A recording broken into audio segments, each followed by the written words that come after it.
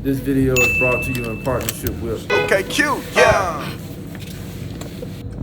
So what year is this joint? This 22. So 22. They stopped making these joints, didn't Yeah, 24 I think was the last year they made them. They did the last car. they? Yeah, what was that about? They was popular though. I know, they really had, they at one point they was going all the way away from motors. They was trying to go full electric because of all the mandates, but now Trump done overturned that, so now they bringing them back. So they probably gonna bring back the trucks now too. They just was trying to limit what cars had the Hellcat motors. So this was one they was like, we'll let this one go for the other ones. But hell no, I love this truck. Best truck ever. Yeah, say it's running. Oh, I always rock with Dodge, bro. I got a 85 Dodge. I got a 2003 Dodge pickup truck. Both of them was my dad's joints. Yeah, he drove Dodge since I was a kid, man. So that's all I ever had. Pickup truck wise. Hey, I love this one, man. I ain't gonna lie to you. It don't get no better. I'm actually thinking about my next car. Thinking about, well, not a car, but I'm thinking about getting a Jeep, like a Gladiator, or like a Rubicon, or one of those Wranglers. That's what I've been looking at, man. I get real obsessive when I want a car. But you know what, them Jeeps running, bro. I feel like them Jeeps a little more expensive than they should be. No, well, yeah, they is actually. Yeah, you know somebody what I mean? did just say they is. To me, I was like, damn, these Jeeps cheap because I'm so used to the Gladiators are cheap. Yeah, cheaper, but the Wranglers and the traditional type Jeeps, especially the V8 one. Woo. Yeah, they charging for them because they know people want them. You know what I'm saying? People charge whatever they think they can get away with, bro. Facts. It's market. I want one. I've been on it like bad lately too. Like, I've been like, I gotta get me one. So you done did something extra to this joint? Oh yeah. This This got the Hellcat motor, but it's got more to it than that. Yeah. It's making like 800. I think stock is like 650. Yeah. So it's making like 800. But yeah, Hellcat motor, full exhaust, tune, just like everything. I got burbles and everything.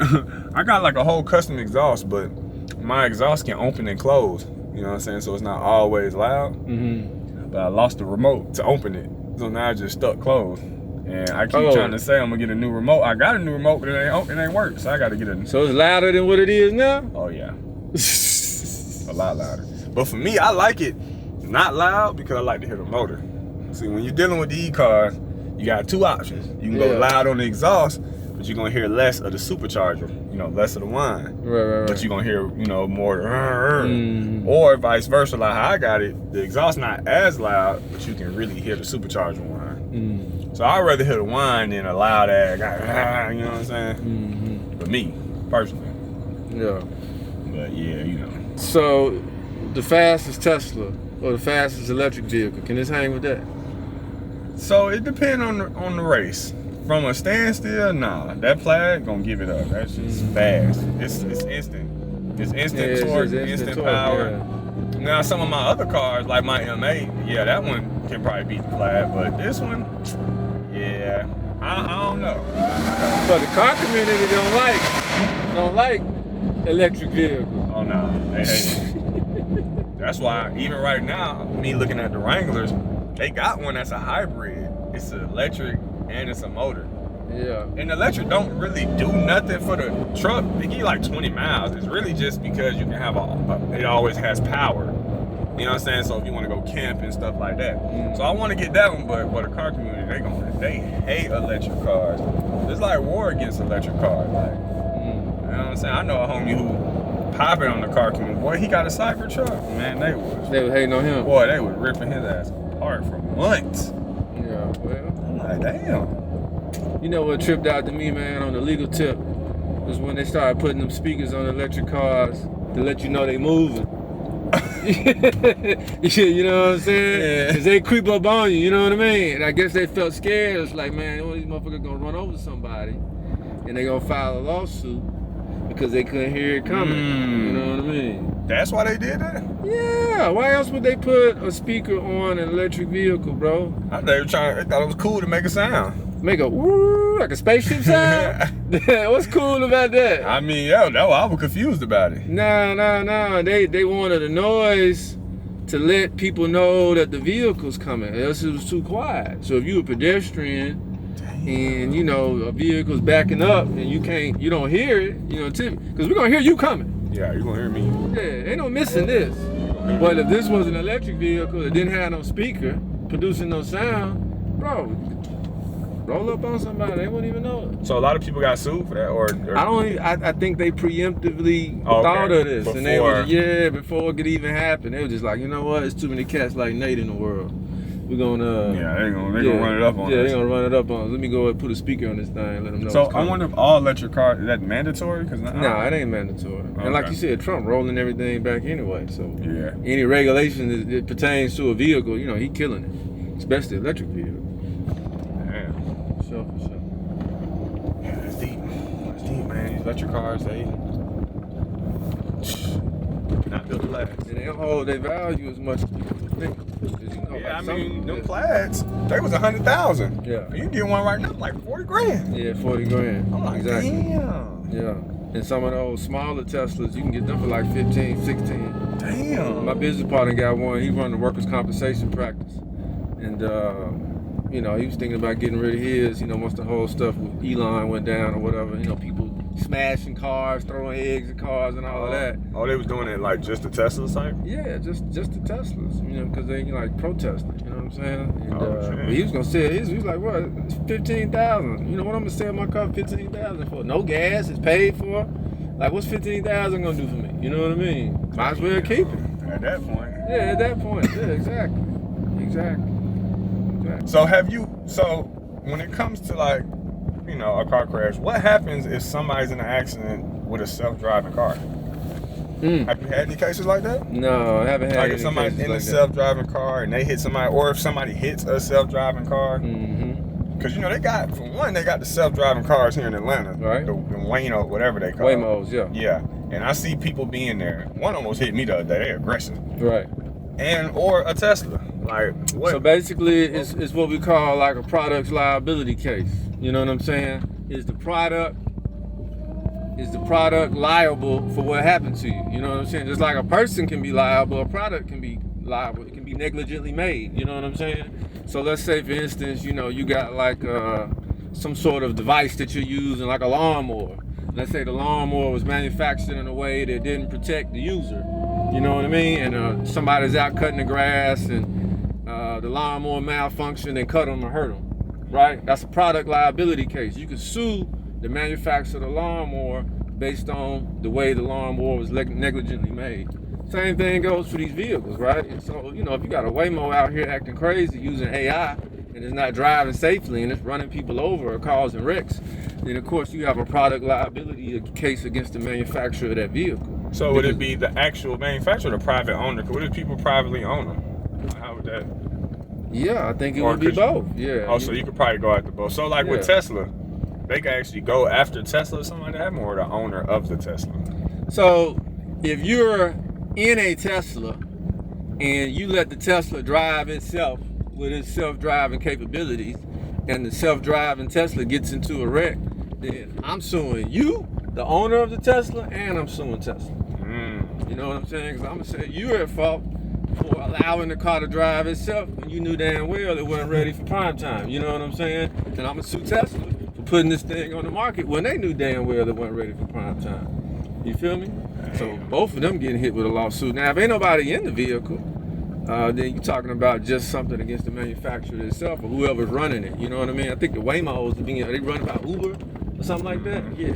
But I heard the Waymos, they only can like get on the expressway if nobody's in the car. But if somebody's in the car, they can't get on the expressway. I don't know how true I ain't hip to that. I just see them riding around surface streets. I don't even think I ever seen one on. I ain't never seen one really, but I heard they can get on just by themselves. Yeah. I don't know, bro. So I always wonder how that would work, like with an accident, because I mean, it's bound to happen, but I guess it ain't really happened yet. If you ain't really, seen no cases. I've seen some videos of them joints doing wild stuff, but I haven't had one come across my desk when anybody got hurt. You know what I mean? Oh, there go one right there. Yeah. Exactly. Anybody in it? Nope. Completely empty. That is crazy. Who makes them cars? Like, what is that? That's not Tesla. So. No, that's a Jaguar. Oh, yeah, Jaguar. It's a Jaguar. They done retrofitted with some cameras and some other equipment on it. So that's Jaguar brand. They the one who own that whole thing, the Waymo. Nah, I doubt that. Yeah, I think the Waymos, they just figured out that this is the car we want to use for whatever reason. You feel me? Gotcha. I'm actually next time my pop's in town, I'm gonna put him in one of them joints. In the Waymo? Yeah, just to trip him out. I understand. Oh, yeah, he never thought anything like that would happen, bro. How do you get him? Car. You can request it on Uber. So you can request the actual to be in one of them? I think so. Maybe only in Atlanta though. I saw it on the app and say, Waymos are here. When I'm in the Uber trying to get a ride, right, go somewhere.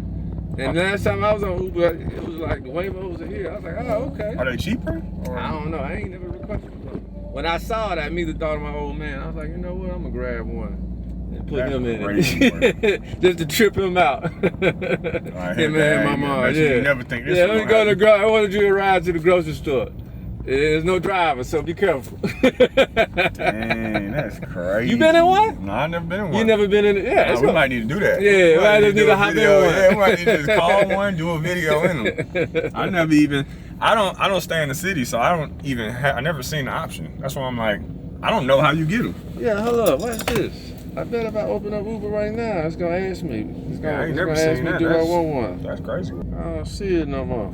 Yeah, I don't know how you get to them. Yeah, that's what I'll figure that out. But now, I used to advertise them on the app. Say, Waymos are here. Reserve one. I'm like, oh, okay. I can get me a Waymo. But now, man, a lot of the old heads was actually really concerned about self-driving vehicles. They was just like, man, they're gonna put us out the business. I was just like, put us out the business? That don't make sense. There's always gonna be a lawsuit. They ain't gonna perfect this overnight. Yeah. They ain't gonna stop accidents. Yeah, it ain't gonna be, people gonna keep driving, you know what I mean? And even them, they're gonna have accidents, even if it is. It's always a cause and effect. Like COVID, for example. During COVID, everybody went in the house, right? Mm-hmm. And so DUIs was down. But once they lifted the curfew and all that, everybody came back out of the house. They had been in the house drinking like a mug. So it came out, DUIs went through the roof. Damn. Yeah, back to pre-Uber, pre-Lyft number. Because, I used to do DUI work, but I got out the game when Uber and Lyft came to Atlanta. So I was just like, nah, it's going, a lot of the people who can afford to hire me for a DUI case, they're gonna wise up and get on the app, you know what I mean, to get home. They're not gonna be taking that chance and have to pay me $10,000 for a DUI case. You feel me? Right. So I moved over to personal injury full time. I was already doing it, but once 2013, 2014 hit, and so the numbers have been steadily declining, bro. Post-COVID though, numbers went through the roof. So there's always a cause and effect. What I heard, the DUI wrecks, the DUI accidents, the DUI arrests, all were higher because of COVID. Damn. So what's the most accidents you had to deal with in a day? Like, has there been a day when it's like you getting so many calls, like some in the air, like it's like, is that like a thing where it's like, bro, I don't know if the city was on fire, but it was 10, 15 people calling back to back, or like the last ice storm. Ooh. Last ice storm. But with the ice storm, are those cases harder because people just blaming the ice and insurance, like, oh well, I'm sure they try to get around it somehow. Blase, or no? Negligence is negligence, bro. If you out here on the road, you gotta exercise safety. You know what I'm saying? Safe driving. I mean, you was moving around in the ice, you ain't running into nobody. Facts. You know what I'm saying? So, if you an inexperienced driver, you ain't used to riding on snow and ice, you should probably be at the house. You feel me? Or if you don't have a vehicle that's got good tires, a good traction, something that you can maneuver in, you should probably be at the house. You probably shouldn't be out here. So, no, there's always an argument to be made as to, if somebody else could safely do something, why couldn't you safely do it? You feel me? So, them cases ain't no more complicated. But yeah, I got a lot of calls. Because everybody was running into everything. I know. I mean, it was to the point where people was calling me like, yeah, this person hit. I remember a person called me, they got hit 4 times. Because they got stuck. And every other car that got stuck ran into the back of them. Did they get hurt? I think they got out the car. Yeah. So they got hit the first time they got out the car, and they just watching their car get hit because they couldn't move it. Couldn't do that. And now it's like, and then the people was like, oh, well, you was in the way. She's like, well, I'm stuck. And I was like, how is that gonna work in court? Like, and it's a snowstorm, so nobody should be out here, I guess. I don't know. So that case is complicated from the standpoint of who pays for what damage to the car. Did you cause damage to the front? Somebody else hit the back? Okay, that's clear. But what if everybody hit the back? Yep. You know what I'm saying? Like, who gonna pay for the back? Damn. You feel me? It's just like that with injuries too. When you get into a situation where you've been injured, and then you get into another accident, you get another injury, and the question is, well, you in pain, but why are you in pain? Are you in pain because of this accident or this accident? That's why whenever you have a personal injury case, you always gotta rock with the attorney if you get in a new case. You know what I'm saying? know the in and outs of that to be able to specify, like. Exactly, bro. The right hand gotta know what the left hand doing. I done seen a lot. It ain't never happened with me, but I have people call me and say, hey, I got a current accident case with this lawyer, but I don't want to go back to him. I always say, look, you know what I mean? If you're not happy with representation, you need to move everything. Or else, if you are happy with the representation, you need to stay with your current attorney. Just for the simple fact that that lawyer is in the best position to get you the most money because they know what you're treating for in your first case, and if there's anything different on your second case, you know, he can thread that needle, he or she can thread that needle and make sure everybody knows everything and it works out smoothly. You don't want to have something going on over here and something going on over here and ain't nobody talking to each other. You know what I'm saying? Like that's not gonna help you. So I know a lot of people ask me, like, how important is it to act in the mix of when you get in an accident immediately? Like, how important is it to be active in whatever, you know, whether that's calling you, whether that's medical, whatever, like, is this something that needs to be done immediately no matter what, within 1 or 2 days, or is it something that, you can wait a week, or you can wait a little bit of time if you want to see if you feel better? Do you need to just get on it ASAP? No, you got to get on it ASAP, just for the simple fact that there's billboards on every interstate, it's radio commercials on every radio station, there's TV commercials on every TV channel, and from the insurance company standpoint, everybody's trying to turn a record to a check. You know what I'm saying? So they look at cases from a broad landscape, look at the big picture, and they say, you know what, Joe Blow, he got into an accident, he waited 2 weeks to go to the hospital. Or did he wait 2 weeks because he saw a billboard or heard a commercial or saw a TV commercial?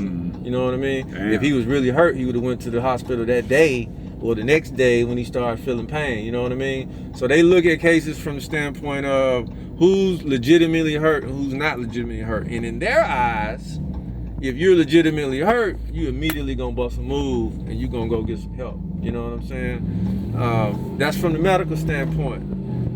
From the legal standpoint, you need to get legal representation, because as soon as you get a wreck and file those claims, you know, the insurance companies are hitting you up on the phone. Yeah, they're calling ASAP, and they're not hitting you up to figure out how they can pay you. They're hitting you up to figure out how they can not pay you. Trying to get you to say something crazy, or you know, something that can help their case. Yeah, well, you know, isn't it true, sir, that traffic was flowing a little faster than usual that day? You know what I mean? And you were just going with the flow of traffic, it was going over the speed limit. Oh yeah, traffic was moving fast that day. You know what I mean? Just something that doesn't seem major, but look, they just set you up for the okie doke. You know what I mean? And you know, I see it all the time. I have people come to me where they've gone to the doctor, but they've been dealing with the insurance company on their own for a couple months. I usually pass on them cases, bro, because I don't know what crazy stuff has been said on the phone. You know what I mean? Like, why are you just now seeking legal representation? Oh man, they just tried to offer me. They said they was gonna give me $2,500 and pay my doctor bills, but after I started sending them the bills, you know, they said that they don't pay for this type of treatment. So you shouldn't have trusted them. You know what I mean? Yeah, damn. Yeah, you know what I mean? Like I could have told you they was gonna be with the ish. So, you know, yeah, people need to go get medical attention as soon as the accident happens, as soon as the collision happens. They need to document the injuries, take pictures of the vehicles, take pictures of themselves, make sure the police come to the scene, make sure everything's documented, go to the doctor, then call an attorney ASAP. So first thing first, go to the doctor, then call the attorney. That's the proper steps to take. Yeah, I mean, I would say so. You know what I mean? If you got somebody like myself on speed dial, I got people that call me from the scene. and say, hey, look, this just happened. Because, you know, I done dealt with them before and we got cases together, you know what I'm saying? We got that relationship. So, you know, if that's the situation, you got somebody on speed dial that you can call your attorney, you know what I mean? And make sure that you know what to do, you know, to take pictures and all that. If you already know to do all that, then get your medical attention, then call your lawyer.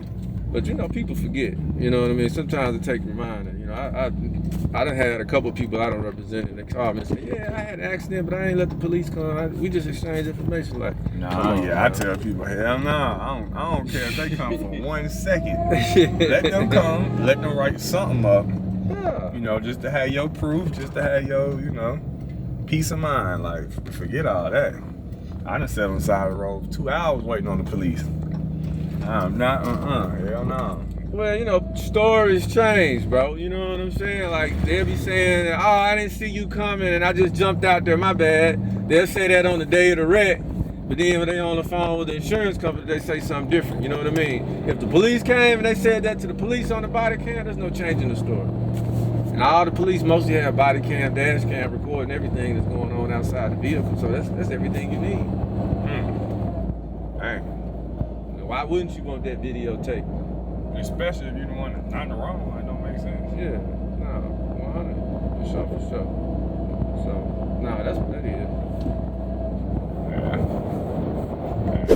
That sounds about right though. Atlanta can be very tricky, man. So what happens with, I know this probably not really your thing because you don't really deal with it, but I know a lot of people ask me like, what happens when natural like stuff happens, like you hit a tree that's like just fell on the expressway, or you hit a pothole and your wheel come off because it's just too like, and you want to sue like the state or, you know, the county, or how do you go, or do you just sue your insurance, or is that something? I know you don't really probably, that's more like property probably.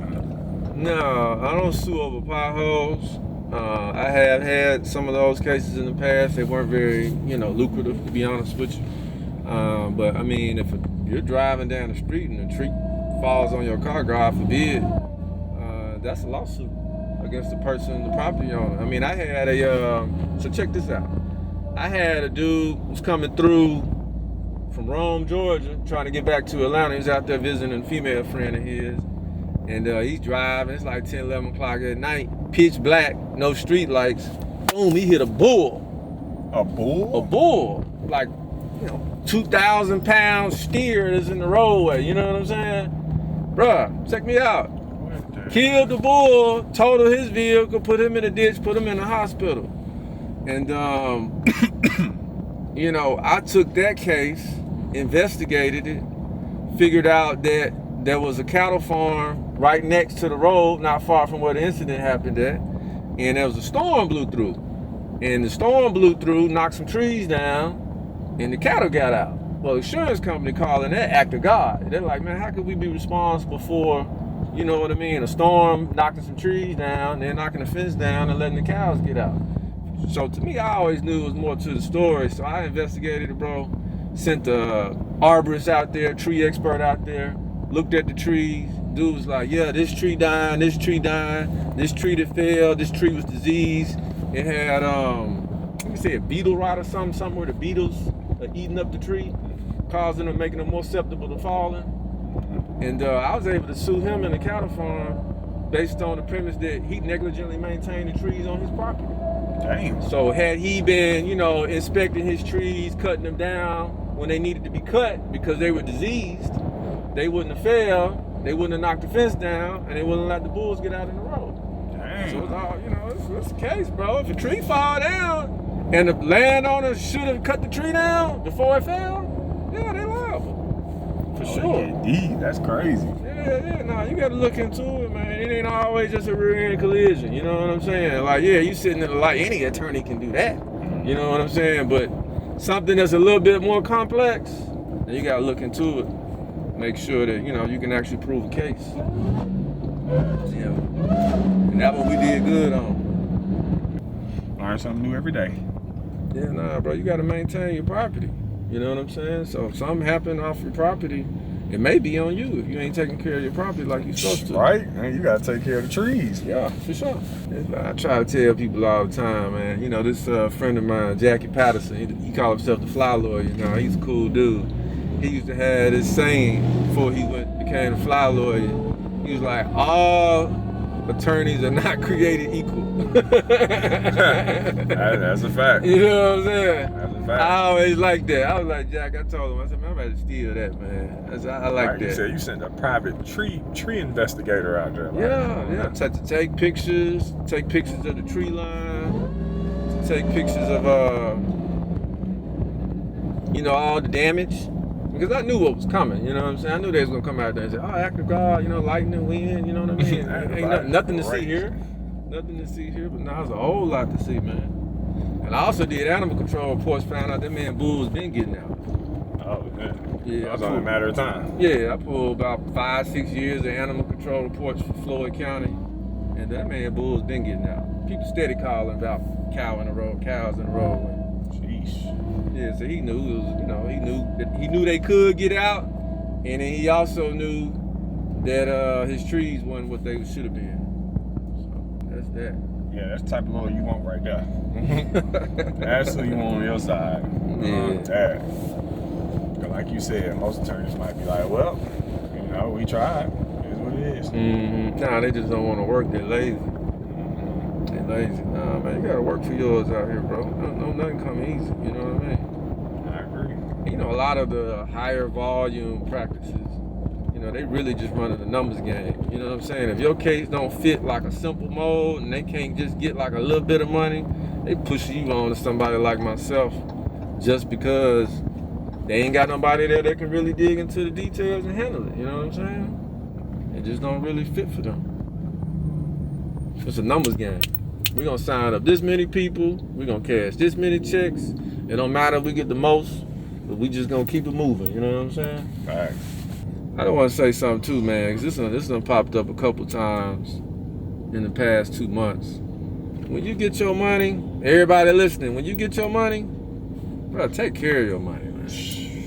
Please, man. You know what I mean? I got a client right now, I know he got $200,000 2 years ago. Got into a new situation, new wreck, new incident. He don't even have money to get to the doctor. Me calling me asking for an Uber. I'm like, bro, I'm not Uber, bro. I'm a law firm. I'm not a transportation service. Like, what you mean you don't have money? You didn't have a car? He didn't buy a car? He wrecked his car in the new incident and didn't have the right type of insurance to cover. You know what I'm saying? Yeah, liability only on like a $30,000 car he paid cash for. One, why you pay cash for your car to begin with? Yeah, that's kind of crazy. And then two, you know what I'm saying? Why you ain't put the right insurance on it? So now you out here, you done blown through 30, you ain't got nothing to show for it. You feel what I'm saying? They pinning you at fault. It's a 50-50 case. Ooh. Now, really, the only reason I'm rocking with them is because, we did good on the last previous client. I'm trying to help them out, but, bro, where your money at? What you mean you can't get another car? You can't get to the doctor? Be responsible, y'all. Be responsible. If you was making $40,000 a year and you was surviving, and somebody dropped $200 in your lap, you need to live like your $40,000 self. Exactly. You know what I'm saying? You don't need to live like somebody who making $200 a year. Because guess what? That little money gonna be gone. For real. Oh, you know it. Yeah. I tell people all the time, like, if you want to do something, do one nice thing for yourself and put it up. Like, don't be out here thinking every day, every week, every month. Look, just do something nice. All right, get you a nice car, take you a vacation, whatever you want. Yeah. And then put it up. You know what I'm saying? Put a good amount up, man. Like, or at least invest in something. You know what I'm saying? Buy some stuff that could try to make you some money back. Yeah, for sure. For sure. I mean, I never forget I had one dude, he took his check and he went and bought a landscaping company. There you go. Yeah, you know what I'm saying? Because he wanted to buy a small business. He didn't want to work for nobody no more. That's the prime way to go, you know what I mean? Hell yeah. I'm with that. But it's done happened too many times where I just get that call later and it's like, okay, you back to square one out here. You think they about to be good. Like, oh yeah, I know you done took care. I remember making you good money. And they talking about, yeah, I just need this, man. I ain't got nothing, huh? Yeah. Damn. Yeah. It's like, what happened? What did you do? It's none of my business. I don't get into all that. Yeah. You know what I'm saying? But, you know, I always just think like, man, like, still though, it's like, hey, if I can say something to maybe make y'all think about it, then hey. I try to talk to people, man. This actually is a conversation I have with everybody on their way out the door. You know what I'm saying? I done settled multi-million-dollar cases. I talk to people and say, hey, you need to set up a trust, you know what I'm saying, for yourself, for your children. Or you need to take this money and invest it, you know what I mean? Think about this, think about that. Stay away from scam guards out here going hard. You know, just be careful. You know, don't let your family know, you know, how much money you got, because they're going to be hitting you up, you know what I'm saying? Just be cautious. You know, some people listen, some people don't. Yeah. Guess that's the truth of it. Yeah, that's the truth of it. So have you ever had any cases where family has hit family? Family hit family? Like imagine, like, you know, like you're at a family reunion or something, and then, you know, your cousin back into you. Yeah. And now you gotta get a lawsuit. Nah, I never had family hit family. I had people that know each other hit each other. Like leaving work. Mm-hmm. Like I had somebody that was leaving work, and one of their co-workers was leaving work too, wasn't paying attention, trying to get the rest going, rear-ended them. And it was like, yo, I know, you know what I mean? Like, why you hit my car? That type of situation. Insurance companies hate those. Why Because maybe they like those is the better way of looking at it. Because they just always feel, like I said, they always think everybody trying to pull a scam. You know what I'm saying? Like y'all did this on purpose. Yeah. So whenever two people that know each other are involved in a collision, their antennas go up. You know what I mean? They usually send those cases to like a special unit. They got like a fraud investigation unit that they send those cases to. And they, you know, they'll hop on the phone quick. You know they know each other? Like, yeah, I know they know each other. They leaving work. You know what I mean? It just happened to happen. So you gotta be careful with those. Damn. Yeah. Because the plays have been made. Oh, I can't imagine. I know a couple people who done, they was going crazy out here. Yeah. Locked up right now for that. For real? Mm-hmm. He was going crazy. The guy who I'm talking about, I'm like, man, he really changed his life. I didn't know this what he was on, what the type of moves he was on. Yeah. He was out there running them up, boy. Having everybody just run into me. Come on, we're gonna make this happen. But you know, they know how many wrecks you've been in. Like, they have a system that shows how many times you've been in a wreck. You know what I'm saying? And so, like, I can even run the report. I have access to a report called an ISO report. You run the ISO report, it'll tell you how many claims have been filed on behalf of your client. Damn. You know what I'm saying? So, like, I had one lady, she had 10 wrecks in, like, the past 8 years or something like that she had. You know what I'm saying? And so based on that, I was able to see that she had all these claims, and I just told her straight up, like, man, they marked you. Oh, so it ain't even worth you doing her case then? Well, I still took the case. I still got her paid, but it's going to affect the value of the case. Because one, you got all these injuries. So are you hurt now because of this case, or you hurt because of 4 cases ago? You know what I'm saying? What's really going on? You feel me? And the other situation is basically, you know, they know they're going to nickel and dime you. They can give you a little something because they know you can't prove your case. No doctor is going to stand behind you and say, oh yeah, this is 100% because of this situation when you got 10 other claims that you done filed. You feel me? Damn. Yeah. That's crazy. Yeah, who's gonna back that up? And what if they all was really just accident, just terrible luck? It's still just part of the game, huh? Yeah, I don't think she was running no plays. I think she did have terrible luck, to be honest with you, but damn. She 10 is still 10, bro. 10. Yeah, man, it's not a good look. Yeah. You can't go in front of a jury with that. Ladies and gentlemen, jury, this is the 11th accident that this lady has been in, and this is the 11th settlement that she seeks. You do not want to be sitting at the table, bro, and as an attorney hearing that. Like that opening line to the jury from the defense is killer. Crazy. Yeah, that's and killer. Talking about, lady, you need to be rich. 11 accidents? I know you got money. Yeah, nah. That's she up there with a hole in the shirt. Like, okay. Something ain't right. Something ain't right. Something ain't right. This video is brought to you in partnership with OKQ, yeah.